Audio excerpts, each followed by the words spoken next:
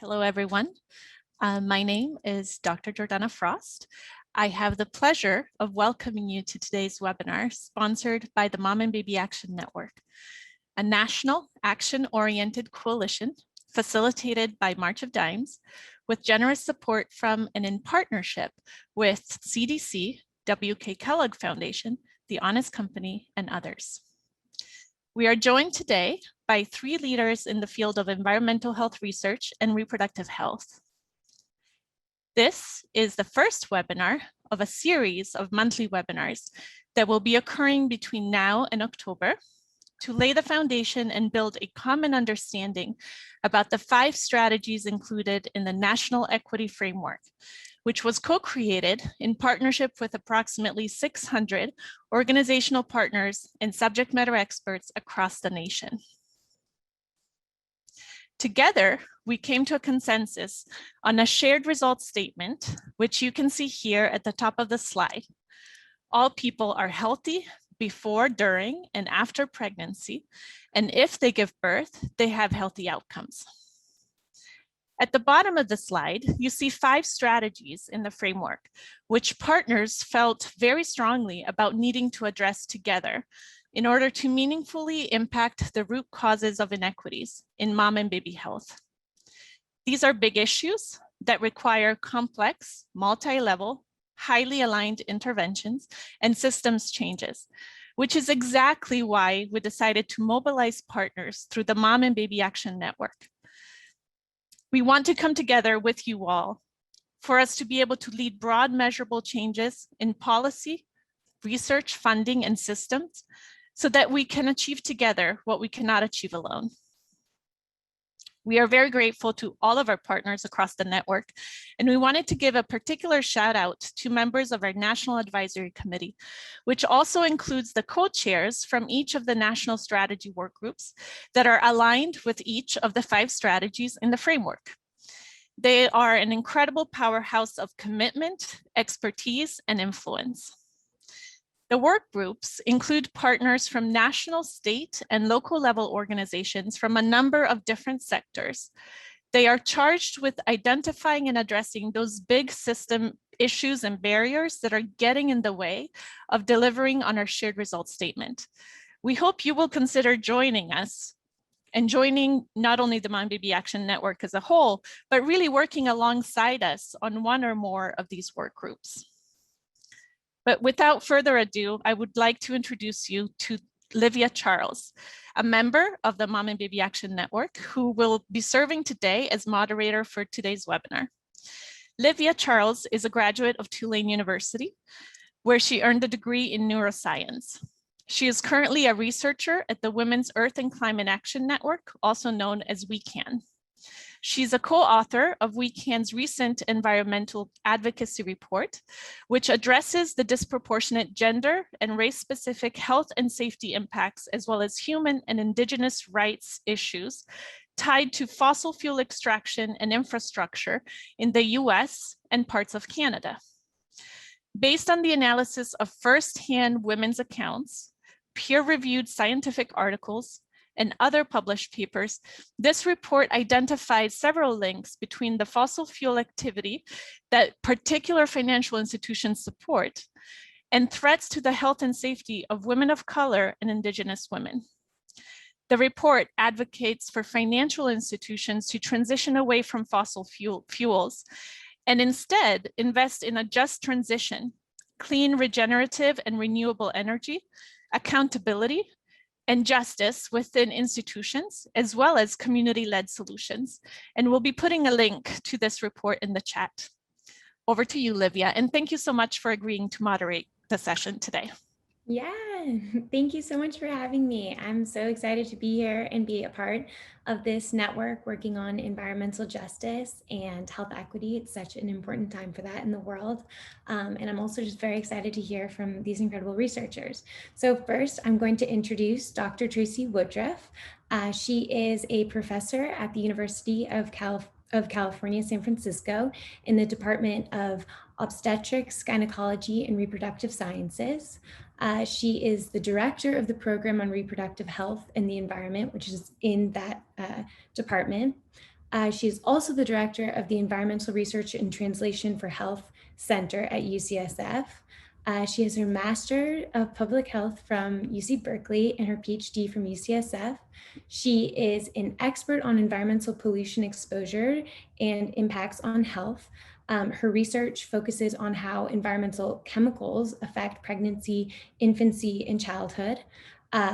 Before UCSF, Dr. Woodruff was a senior scientist and policy advisor for the United States EPA's Office of Policy, and she was also appointed by the Governor of California in 2012 to the Science Advisory Board of the Developmental and Reproductive Toxicant Identification Committee. She has authored many scientific publications and book chapters, and she's been featured in the New York Times, WebMD, and many other places. So I'm very excited to hear from her. So take it away, Dr. Woodruff. All right, thank you. That was very kind. I just want to thank the March of Dimes and all your advisors for doing this really amazing work. It's really exciting to be speaking at a meeting that's talking about systems change, because that's something we're very committed to as well, and addressing the root causes of preterm birth and inequities in preterm birth. And that's why this talk, I feel, is extremely important as part of your strategy, because it talks about the role of environmental pollution and chemicals as a contributor to health inequities. So I have nothing to declare. And Livia gave you my background in terms of running the program on reproductive health and the environment and our Earth Center at University of California, San Francisco. I know this audience is very familiar with preterm birth, and I'm just going to highlight this for a moment because I think there's something really important and motivating about why we're all coming here, why you have engaged on this strategy. And this comes from March of Dimes work, comes from CDC. You are well familiar with that about 10% of babies are born preterm, and that this burden falls disproportionately on African American women who have a higher rate, about 50% higher preterm births.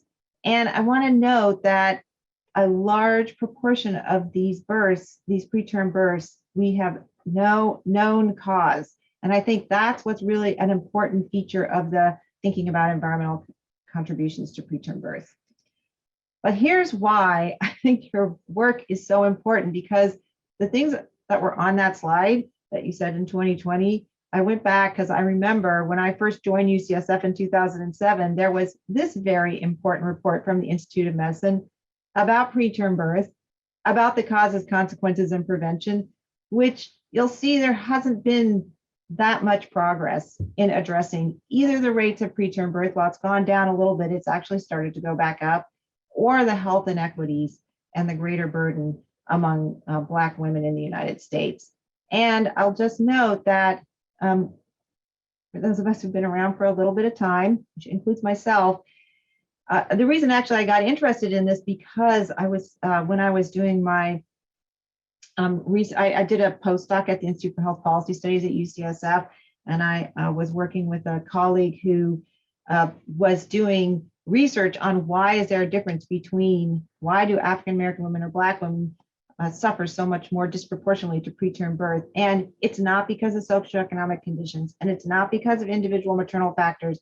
And I think this is very important to foundationally to trying to address actually the real reasons about why this is occurring. And that's why I personally got invested in working on the environment, because the environment is both an underappreciated, important factor that we can do something about, but requires a multi-pronged strategy that focuses on systemic change, which is, I feel like, so exciting to see your strategy.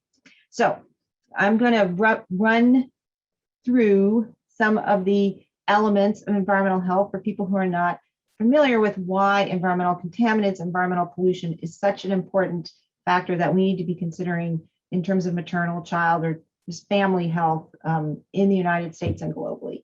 So we all can be exposed to environmental contaminants, and we all are exposed to environmental contaminants. And these may be contaminants in your drinking water. They may be contaminants or chemicals.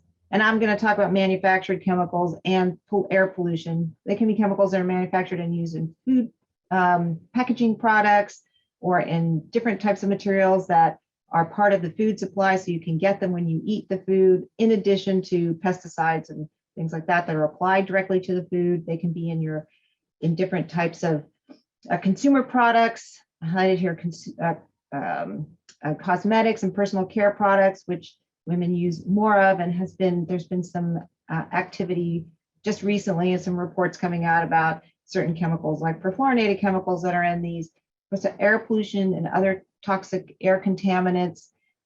All the many materials in your house contain different types of chemicals, things like flame retardant chemicals in furniture, the materials that are used to build the home, like the flooring, the foam furnishing, the insulation, and all these different types of aspects. I'm not going to get into all of them, but they all can contain different types of manufactured chemicals.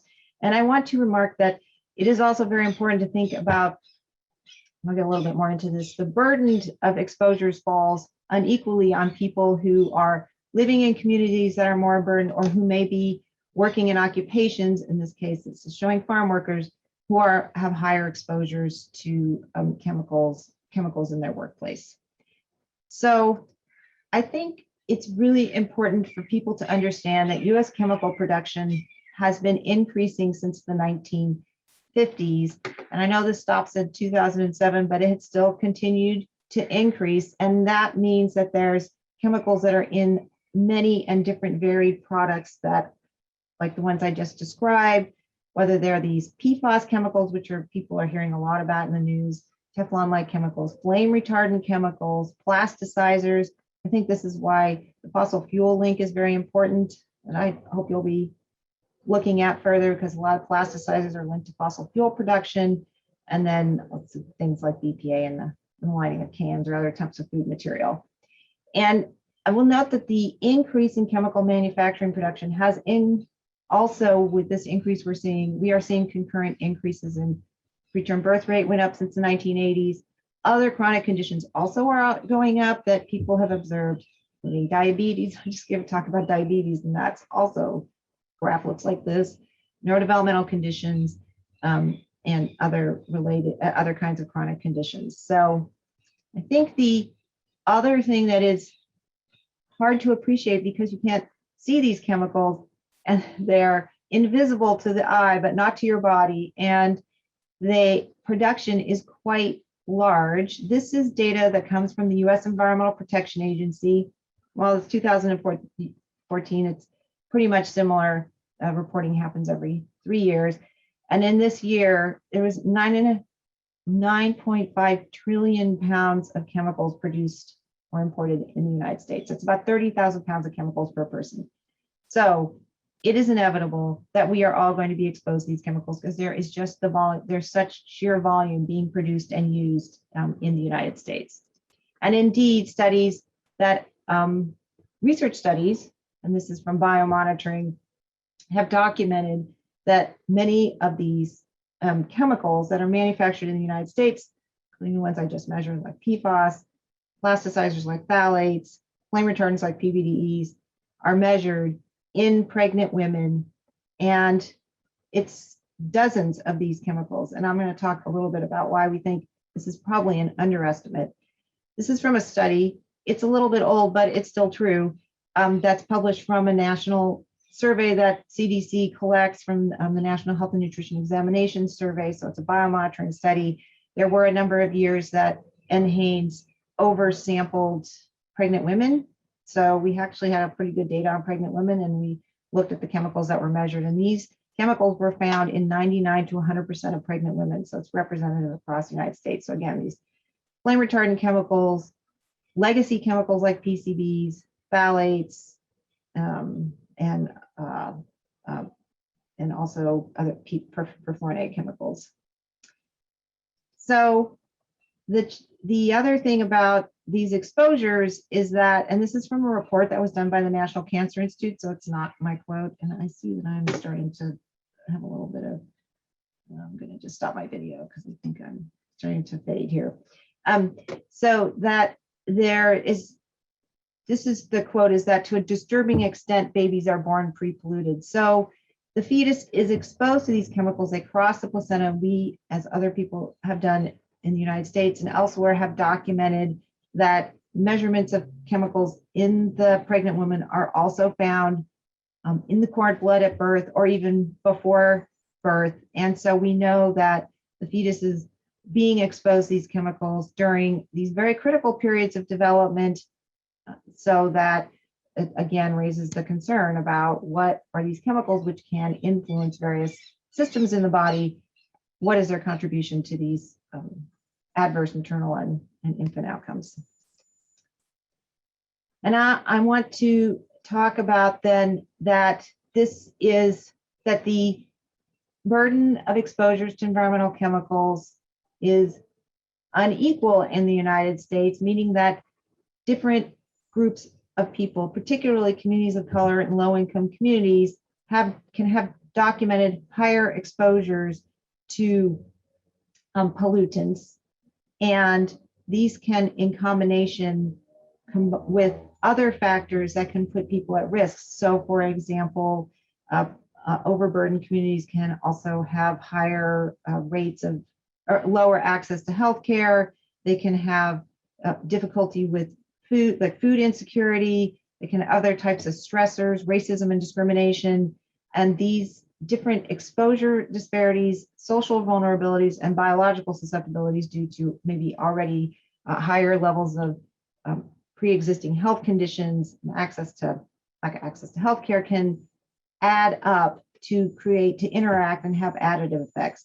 So in effect, those communities of color, low-income communities can have a much higher burden of these different factors, thus increasing their risk for adverse health outcomes. There's a note, this is some work that's done by our colleague, Dr.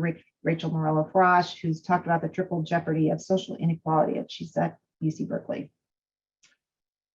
And I have a reference to this here.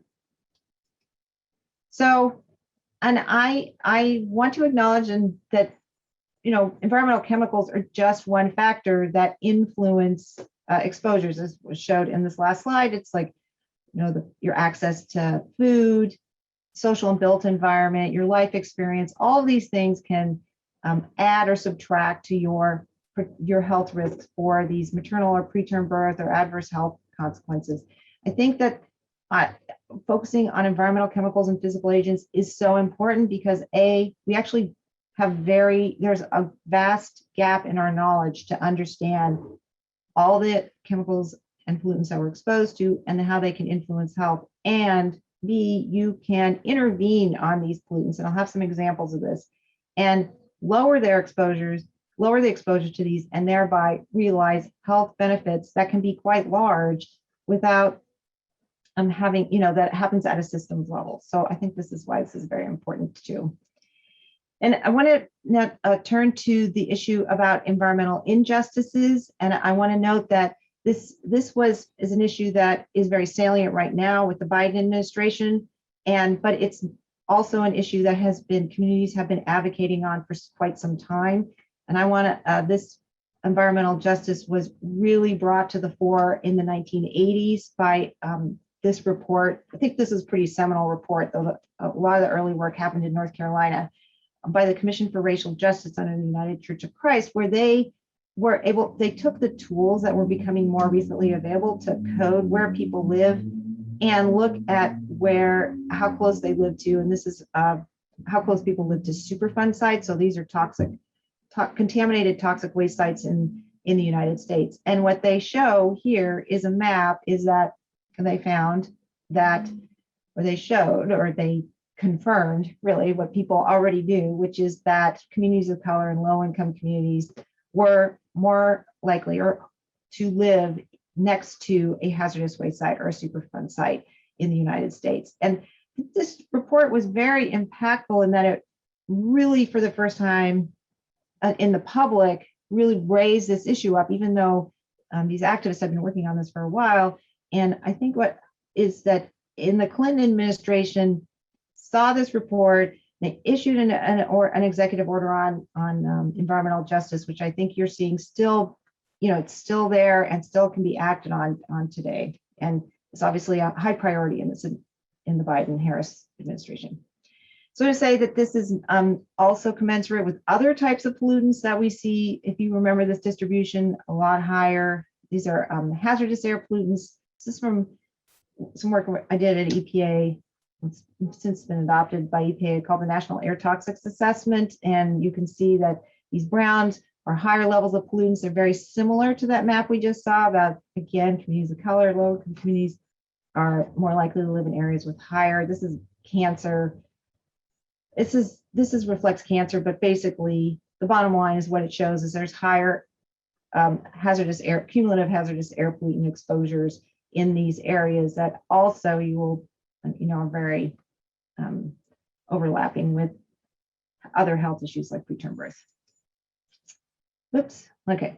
So I just want to talk a little bit about one type of air pollution, which is particulate matter air pollution. And so I talk about this because this is from a study that we did back in 2008, which looks at what happens when we take away the source of exposure. So Utah Valley as a steel mill, it was very famous because you would have these weather inversions and you would get very high levels of PM10.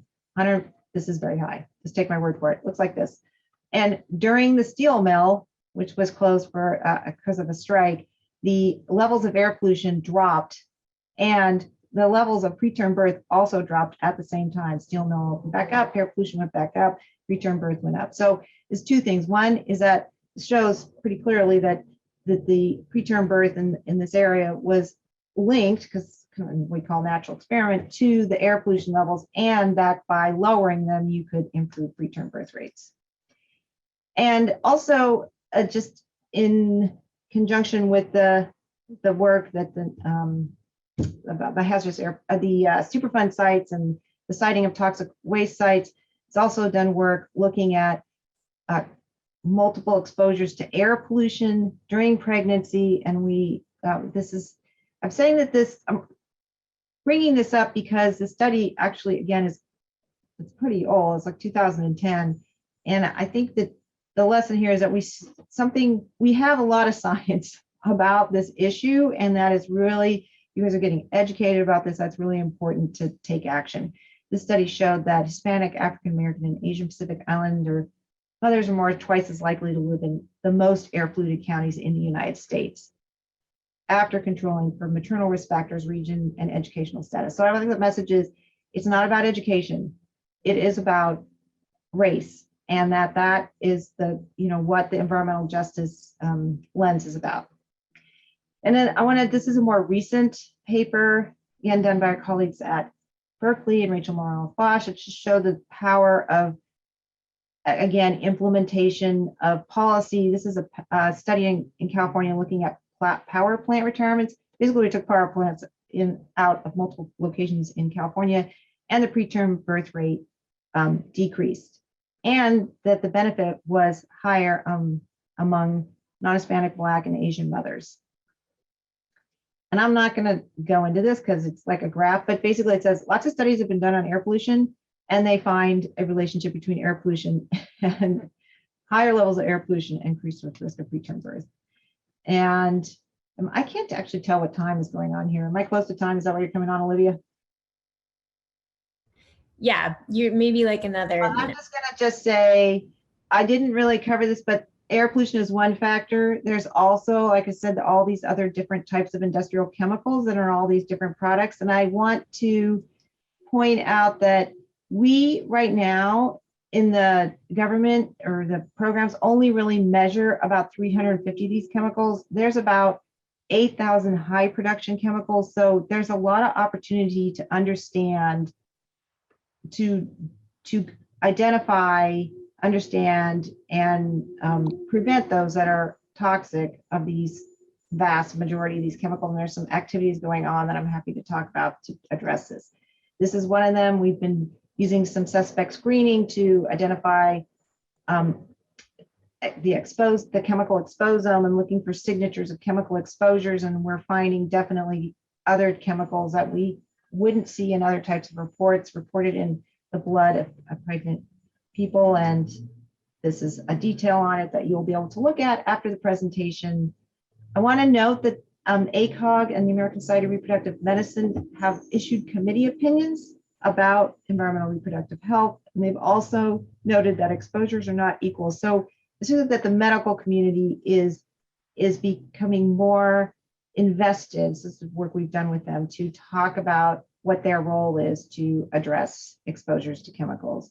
This is some work that we've done with an international group of OBGYNs, HEAL, on tips about, people want to know what they can do. But I want to note that we are very deliberate in saying that policymakers have a very important role in this, and maybe the most just role in preventing exposures. And we've also shown through other studies that, again, when you ban certain types of chemicals, this is flame retardant chemicals, at the levels in pregnant women, which start off here, go down. And so, again, public policies have been shown to reduce burden of chemical and other types of exposures. And finally, I just want to remark that we've, at the Program on Reproductive Health and the Environment, we have a science response network that's been working to identify recommendations for how to have more various, how to use science better in decision making and public policy, particularly at EPA. So it's on our webpage. We have recommendations in 5 different areas, and one of them is about environmental justice. And while we recommend things like integrating environmental justice principles into EPA decision making, we also have specific recommendations around how to improve the knowledge and data generation so that it creates more possibility for action, and how to integrate issues of environmental justice into the fabric of how EPA does their decision making so that it creates fairness for all. And with that, I'd like to thank everyone in the program, and you can get more information on us at our various social media channels and website. So thank you. Thank you so much, Dr. Woodruff. That was so interesting. I think, like, to me, it's so shocking to learn about the things that we're interacting with every single day through our food or what we're touching, and that is potentially harmful and honestly really scary. So one question is from Anonymous. Did this report touch on why African American families were more likely to live by places with hazardous waste? You're talking about the original Church of Christ report? Yeah, that was very interesting, because there were some people who spent some time examining those results.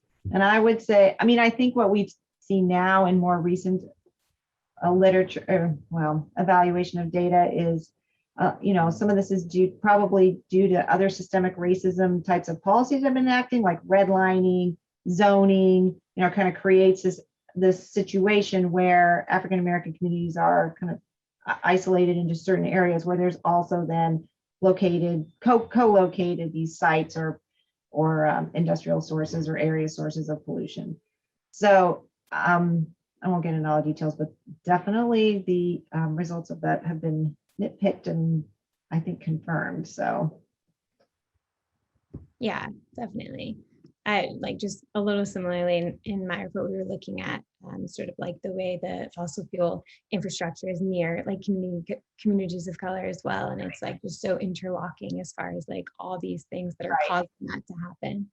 Right, and it's different thing, right? I mean, that was on hazardous waste sites, but you can see freeway locations and light facilities, what you're talking about, agriculture. Yes, so it's a lot of it is about how things were set up structurally in terms of zoning and redlining and those activities that have gone on. Yeah, definitely. Okay, well, thank you so much. And if anyone has more questions, you can just put them in the chat, and we'll have more time after Dr. Heather Burris, who is going to be our next speaker. So she is a neonatologist at the Children's Hospital of Philadelphia, an assistant professor of pediatrics at the University of Pennsylvania Perelman School of Medicine. She got her MD at Temple in Philly and did her residency at the Children's Hospital of Philadelphia. She got her fellowship in neonatal perinatal medicine at Boston Children's Hospital, and her master in public health at Harvard, where she then went on to be a faculty at Harvard Medical School for 8 years. She currently studies birth outcome disparities and the social and environmental factors that contribute to perinatal health inequity, and also focuses on working towards improving perinatal health equity. She directs a Penn Medicine Birth Cohort study, GeoBirth, and this study phenotypes preterm births and links them to area level exposures. And she has also looked at the effects of the pandemic on the provision of perinatal health care. She also has numerous scientific publications and has featured in the New York Times and other places as well. So yes, go ahead, Dr. Burris. Great, thank you so much for the opportunity to come and stop share, I think reshare, sorry. Okay, thank you for the opportunity to come and speak. It's really quite an honor, and it's been an honor to work with the March of Dimes over the years on our research projects. So I don't have any disclosures. We do have funding for some of the work I'll present, which some of it was funded through the March of Dimes Penn Prematurity Research Center. So as Dr. Woodruff mentioned, we know that non-Hispanic Black infants disproportionately populate NICUs in the United States. And for those of you who work in neonatal intensive care units, you see that on a daily basis. And this is because of the disproportionate burden of preterm birth. And it really doesn't matter whether we look at preterm birth or extremely preterm birth, low birth weight, very low birth weight. All of these outcomes are more common among non-Hispanic Black infants. And a lot of the previous research, I mean, Dr. Woodruff was really on the front lines and the forefront of thinking about this more broadly, but for many kind of generations of researchers, folks focused on individual risk factors, things like genetics or education, smoking, interpregnancy interval, these risk factors that women might have some control over, or receipt of prenatal care. And I'm going to just up front say that none of these are sufficient to explain the disparities we see at the population level. And I'm going to go through just a few of them in the interest of time. So I'm going to go through three themes. One is that disparities in preterm birth are not genetic. The second is that these individual risk factors are insufficient. And the third is that we really need to think about population level exposures. And this is because there are large dose differences that were mentioned in the prior talk due to longstanding structural inequities in the United States. And really, if we are serious about reducing disparities in preterm birth and infant mortality, we are going to have to address these issues. So first, genetics do not explain differences in preterm birth by race in this country. And this was a landmark article. Many of you are familiar with it. 1997, New England Journal, Jimmy Collins, Richard David. And actually, my father's a neonatologist, and I was being picked up on the train, and I had to kind of walk over, and he was giving a big talk to all the residents and fellows at Hartford Hospital about this particular paper. And I remember I was finishing up college and thought, are you kidding me? So what this graph shows is on the x-axis, we have birth weight, and on the y-axis, we have proportion of births. And then we have nearly overlapping birth weight distributions between African-born Black women's infants and US-born white women's infants. And then we have a shift to the left, so smaller babies born to US-born Black women. So there was something about being Black in America for at least a generation that was driving birth weights. And what this paper really showed us, we know is the case, which is that genetics just don't change that quickly. And so there's not something kind of intrinsically different about Black women that makes their babies smaller.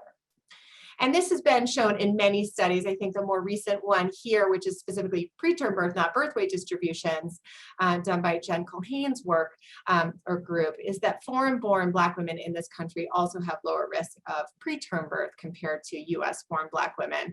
And when they adjust for all the typical confounders, that association persists. So the second theme is that individual risk factors are insufficient to explain disparities in preterm birth. And we know this because we look at something, if we say it's not genetic, well, it must be socioeconomic.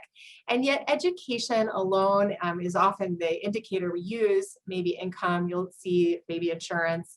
But in general, education is a decent marker for socioeconomic position in this country. And what we can see here is interesting. We know that education is good for everyone. So we can see here that college-educated Black women have a lower preterm birth weight than their, or preterm birth rate than their their less than high school graduate counterparts. But what we can see here is that white women who drop out of high school actually have lower preterm birth rates than Black women who graduate from college. So education alone is insufficient to solve these disparities. And then I think we think about smoking. If you walk into a prenatal care clinic, one of the first questions you might be asked about a behavior that might improve your birth outcomes is, do you smoke? And if you are, can we cut back? Can we quit? And what I'd like to just point out are a couple of things. First is that it is true, smoking's bad for you. The second, though, is that very few women actually smoke during pregnancy in the United States now, which is a good thing. And fewer Black women smoke than white women, at least on birth certificate data. And what we can see here, though, is that white women who smoke have lower preterm birth rates than Black women who don't smoke. And so what these data suggests is that actually if we were to eliminate smoking completely, we would actually widen the disparity in preterm birth. So you can't just kind of educate everyone, and you can't just tell people to stop smoking, and you can't measure their genetics to figure out their risk of preterm birth. And it certainly doesn't explain population level differences. So our group really focuses on population exposures in order to try to understand and ultimately resolve these disparities. And so we think about this as an expanded framework, kind of building on the backs of those who came before us, like Dr. Woodruff and Dr. Morello-Frosch and others, but that we think about this as a macro environmental problem. So these are the physical and social environmental exposures over which we might have very little control. So the air we breathe, the water we drink, the chemicals that are in our pipes, et cetera. And so the first one I'm going to focus on is air pollution. And Dr. Woodruff mentioned this. This is air pollution. And particularly we're focused on PM 2.5, which are such small particles, this particulate matter less than 2.5 microns. I remember thinking when I was in med school that air pollution would affect, the lungs, right? You'd breathe it in, maybe it would affect the kind of the nasopharynx, right? You're breathing in the air. But what I didn't realize is that these chemicals are so small, or these compounds are so small that they can readily pass through the pulmonary epithelial barrier. So when you breathe in the air pollution, it can just cross right over into the bloodstream. And thus it can have distal impacts or distal effects on the rest of the body. And so because of this, air pollution has been implicated in many different disease states. Because of oxidative stress and inflammation, excuse me, it's implicated in stroke and myocardial infarction, all-cause mortality, as well as low birth weight and preterm birth. And the question that was asked is, why are there differences in exposures? And one of these differences is due to redlining. And so we can see here, this is the city of Philadelphia. And these are redlining maps that were created in the 1920s, on the left at least, the one is a redlining map. And what these maps did is they said, these were generated by the Homeowners Loan Corporation in order to help people during the Depression not default on their mortgages. And what happened is that neighborhoods that were very similar in socioeconomic position, so when it came to education and income, were more likely to be redlined if they were highly populated by Black Americans. And so what we can see here in this map is that these areas back in the 1920s that were redlined are still highest in pollution, which is on here on the right side.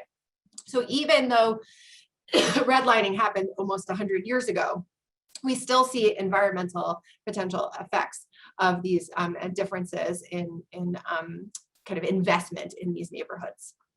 It's one of the many reasons. And what we see here is that population level exposure to air pollution, which you can see on the y-axis, has been going down for everyone in the United States over time. This is a modified from this publication in PNAS.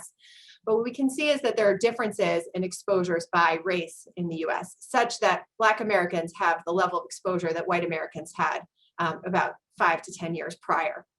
The reason for the decrease in this air pollution is really from policy change and the Clean Air Act.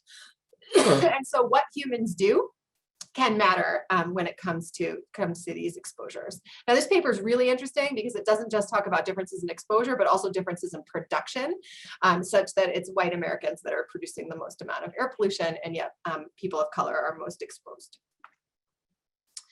And so what we've done is kind of given that framework, we've decided to look at this really locally in Philadelphia in order to kind of understand what the levels of contribution of these exposures to the disparities we have in our populations here. So this, I'm going to show you some more kind of early preliminary data from our birth cohort here in Philly. And so this is representative of more than half of the births in Philadelphia. It's a majority African-American population. And what we do is we manually phenotype every single preterm birth as either spontaneous or medically indicated. Individual chart reviewers, reading and blinded to what the other person thinks and kind of designated or delineating each preterm birth story as to whether it was spontaneous, came in labor, came in with rupture of membranes, or whether it was medically indicated, preeclampsia, poor fetal growth, et cetera. Because our hypothesis is that not every single environmental exposure will have the same association with each of these really distinct heterogeneous phenotypes. And we geocode every woman's address in the year prior to delivery, and then we link to exposures that can change in space and in time. And what we can see here, as I mentioned, is a majority African-American cohort, and oops, that was moved, is majority Medicaid insured. And what we can see in GeoBirth is it's very similar to what we saw nationally in that non-Hispanic Black women are more likely to have preterm birth. And so we collaborate with air pollution modelers. There are a few groups around the country who do this. Dr. Just's group does this using machine learning algorithms where they generate predictions of what the daily exposure is at a particular 1 by 1 kilometer grid. And they use information from Environmental Protection Agency monitors as well as NASA satellite data to do their very best to predict what an exposure is right outside where there is no monitor. And so they generate these exposures. And then each woman in our cohort has an amount of exposure assigned during that pregnancy, and it can be very time specific. What we see in our cohort is very similar to what we saw on that map, which is that Black women are more likely to have higher levels of exposure by about half a standard deviation to PM 2.5. And what was interesting in this kind of smaller study is that it was important for us to phenotype the preterm births. So if we look at just preterm versus term, we don't really see an association. We see a subtle hint that there might be something going on. It was really among spontaneous preterm births that air pollution seemed to matter. And there was much less going on with medically indicated for this particular cohort. And when we do our adjusted modeling, we see the same thing, that the entirety of the preterm birth association was really due to the association with spontaneous preterm birth. And then when we restrict to just Black women, we see very similar associations. And so from this work, we conclude that regardless of race or ethnicity, air pollution was associated with preterm birth. So if we go back to our conceptual framework, we think about social exposures too. Here we're talking about neighborhood deprivation, and these are more kind of poverty indicators. This is an index that's freely available. There are many out there. This is from Colebrook-Camp in Cincinnati. But this index includes several poverty indicators, including median household income, as well as vacant housing, low education, lack of medical insurance. This is a picture of North Philadelphia. This would be a very highly deprived area. The index goes from 0 to 1, and we can see that in Philadelphia, in our cohort, that Black women live in neighborhoods with more deprivation by about 2 standard deviations. What was interesting is that with neighborhood deprivation, we really don't see that phenotype of preterm birth matters. We see an association with neighborhood deprivation with preterm birth, spontaneous preterm birth, and medically indicated preterm birth. When we restrict to Black women, we see a very similar association. And so from this, we conclude that regardless of race, neighborhood deprivation was associated with preterm birth.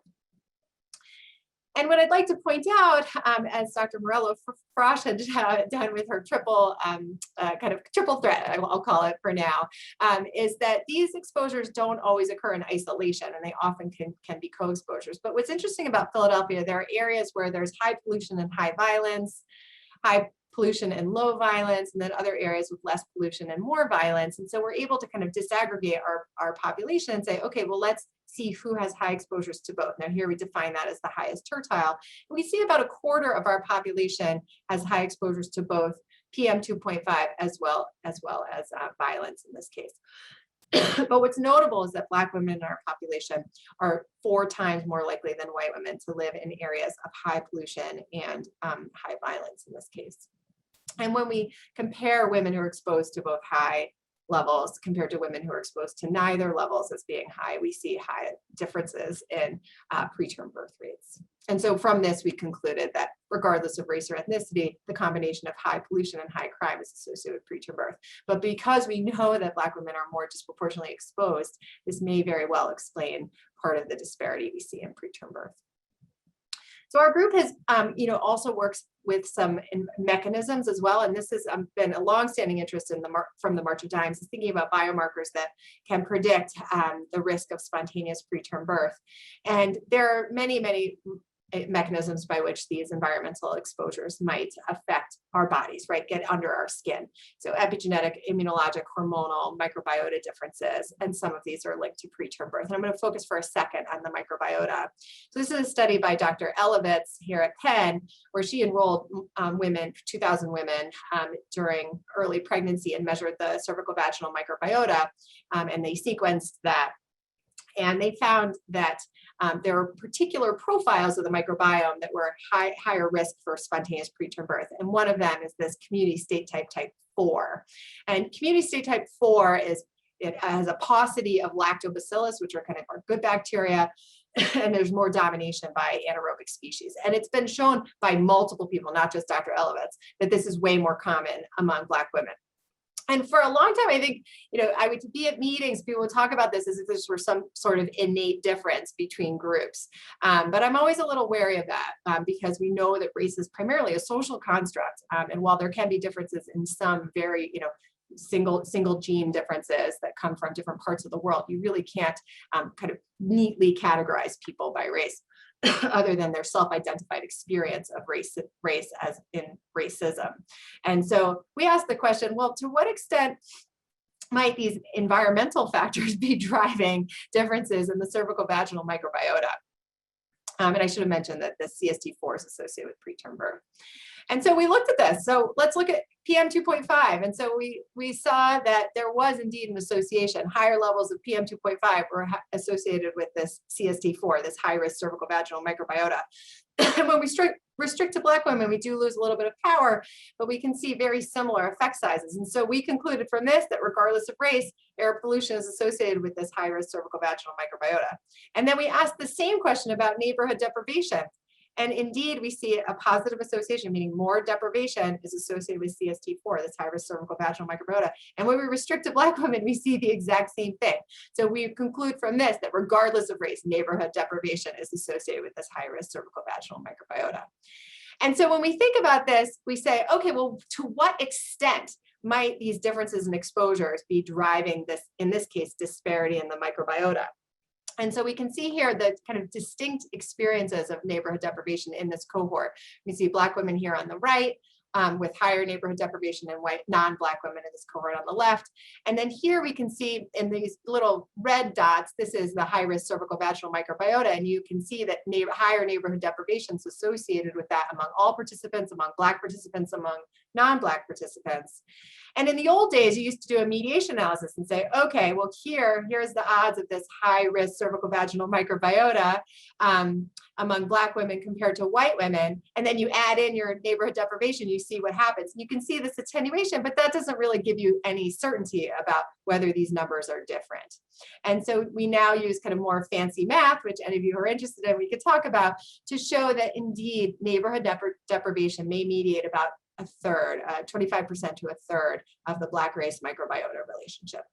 And so from all of this work, we have kind of concluded that regardless of race, air pollution and neighborhood deprivation are associated with preterm birth, that Black women have higher exposures to each of these, and Black women are more likely to have co-exposures, and that these exposures have biologic manifestations that may manifest in the microbiota, and they can result in racial disparities and complex multifactorial disorders such as preterm birth. And so when we get to our conceptual framework, we think about this as racism as the most upstream variable here that leads to this kind of cycle of income inequality, residential segregation, educational achievement gaps. All of this can lead to psychosocial stress, toxic environmental exposures, which together lead to the Black-white birth outcome disparities we observed. And so interrupting this is going to require a societal movement, the type that this group is starting to embark on at the March of Dimes, and and the inquiry into mechanisms that connect population level exposures to population differences in outcome are going to also be required. So I just have gratitude from our group and I'm looking forward to your questions. Thank you so much, Dr. Burris. That was really interesting. And the conceptual framework, I think I watched one of your talks with that, and it's just like, I don't know, it puts it all together because it's so complicated and there's so many interlocking aspects that, yeah, it just like makes, like, I feel like it can get all into my head. So thank you. And then a question for you from one of the audience is, do we see improved outcomes or worse outcomes in gentrified communities? So I think, there's emerging work on this, and I think defining gentrification can always be a little tough, and our data can lag a little bit. The other bit is that some of the folks who move into gentrified areas, so I think you would need to probably disaggregate who's been living there the whole time versus who has moved in, because these exposures aren't just, I showed you exposures during pregnancy, but we know that there's a lifelong impact of our exposures throughout early life, as well as, during pregnancy itself. And so I think there's probably a lot more work to be done. And maybe there are others who have done elegant work on gentrification. I haven't seen it when it comes to preterm birth subtypes, for example. Yeah. I feel like it would get even more complicated. Okay, well, one question that was from the email that was moved for both of you guys is, what policy change do you see as necessary for maternal equity as it relates to environmental oppression? I'm going to feed that to Dr. Woodruff. So maybe we have only a few minutes, so that's maybe a really big question, but. I can recommend changing policy in a few minutes. Well, anyway, I'm glad that you will have a lot to talk about at your upcoming meeting, but I will say that again, on our website, we have very specific recommendations about this, but I think one of the two areas that we think, and I'll just talk about EPA because that's our area that we have most expertise in. I think the two areas that the government can, at least at a federal agency level, and I'm not going to speak about legislation because clearly there's also opportunities within legislation, but at the federal government level, I think some two areas that the government is uniquely qualified to do is provide access to information and data. So a good example, we'll just look at Heather's beautiful slides. You can't make those slides if you don't have data. And the government has the power to require the data, create the data in a publicly accessible way, and then have it, improve methods for communities to be able to access that data. And they've done a lot of work with air pollution, but there's things like water pollution and other aspects. And they have an environmental justice screening tool at EPA, but we think, and this is our very specific recommendation, that California has been a leader in integrating multiple sources of exposure data, including pesticides, water, and these factors that also, like neighborhood deprivation and chronic disease conditions, into one map called CalEnviroscreen. And we think that that's very easy to use. And we think that EPA could easily adopt that and immediately provide a really improved ability for communities to see a more holistic picture of their exposures. Also, we heard a rumor they weren't releasing the National Air Toxics Assessment data anymore because they wanted to improve it. And that's a tragedy because a lot of environmental justice communities have much higher exposures to these toxic air pollutants. The second thing is that the government can do that is also, again, about system, is change the way they evaluate hazards and risks. It's a very wonky technical way, but if they incorporated these factors that Dr. Burris talked about, like neighborhood deprivation, racism and discrimination, food insecurity, all things that increase your, can increase your stress and likelihood to have a health effect, that's in addition to thinking about the chemical exposures. If every hazard and risk assessment considered that at EPA, then it would more accurately capture risks that then would feed into improved decision making, whether it's water, air, Superfund sites, whatever. So that is a key recommendation. And they should quantify, this is like really super technical, but it's really important because these communities suffer from not only preterm birth, but diabetes, respiratory conditions, all these things. And EPA has not upgraded their approach to technically like tell you what the risk, like she talked about, oh, it's like 50% more risk or 20% or whatever. EPA could do that too with this data, but they need to actually implement it. And that, I think, because we really get communities have made very important strides in the government saying they're going to be responsive to dealing with systemic racism and environmental justice. And part of the thing the government needs to provide these tools so that we can just create this, so these changes can happen. And so. Yeah, no, definitely, like more monitoring and more like information for the communities. Yeah. Right. I mean, and then this will fold into, I mean, obviously they need to improve standards, right? Like the PM Yeah. standards open, and like that's an opportunity to look and see if that accurately is addressing risk. And those things should be done too. But you have these fundamental changes, then will help support all the regulatory policy changes that need to happen. Yeah. Yeah. Thank you for that answer. We do have some other questions, but I'm not sure if maybe, Jordana, if we're kind of out of time, but maybe we could have these people reach out individually to the Dr. Burris and Dr. Woodruff.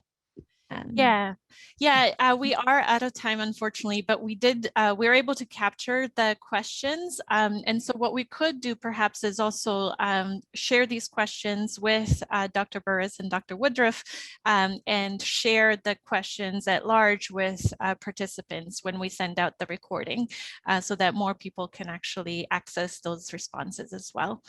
But thank you so much. I am so excited that we had the opportunity to spend this time together. Thank you, Livia. Thank you, Dr. Burris and Dr. Woodruff, for this great sharing of very important information about the intersection between exposure to environmental threats and disparities in maternal and infant health outcomes.